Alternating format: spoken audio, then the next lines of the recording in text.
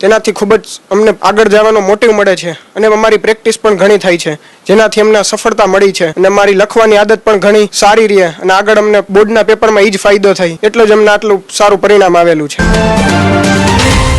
મને 12th માં 99.63 PR અને પર્સન્ટેજ 93 આવેલા છે તથા અકાઉન્ટમાં 100 આઉટ ઓફ 100 આવેલા છે.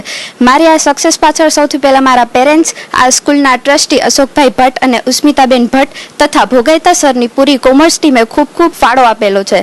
આ સ્કૂલમાં રેગ્યુલર ટેસ્ટ લેવાય છે તથા પોઝિટિવ એટમોસ્ફિયર રહે છે.